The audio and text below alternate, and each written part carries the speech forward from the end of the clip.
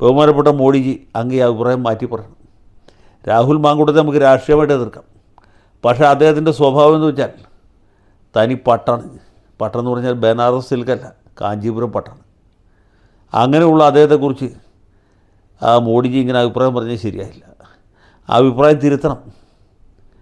ആ മോഡിജിക്ക് പെൺമക്കളുണ്ടായിരുന്നെങ്കിൽ ആരെങ്കിലും ഈ അവരാരെ കൊണ്ടെങ്കിലും ഇദ്ദേഹത്തെ കല്യാണം കഴിപ്പിക്കാൻ വരും. അപ്പോൾ അത് നിവൃത്തിയില്ലാതെ പോയി. അതുകൊണ്ട് മോഡിജി നിലപാട് തിരുത്തണം, അഭിപ്രായം തിരുത്തണം.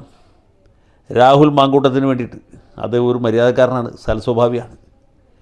ആർക്കും അവരുടെ പെൺമക്കളെ അല്ലെങ്കിൽ സഹോദരിമാരെ കല്യാണം കഴിച്ചു കൊടുക്കാൻ മാതിരി യോഗ്യനാണ് എന്നൊരു അഭിപ്രായം പറയണം. രാഷ്ട്രീയമായിട്ട് നമുക്ക് എതിർക്കാം, പക്ഷേ ഒരു ചെറുപ്പക്കാരനെ കുറിച്ച് ഇങ്ങനെ ദൂഷിച്ച് പറയുന്നത് അത് യഥാർത്ഥത്തിൽ ദൈവദോഷത്തിന് തുല്യമാണ്.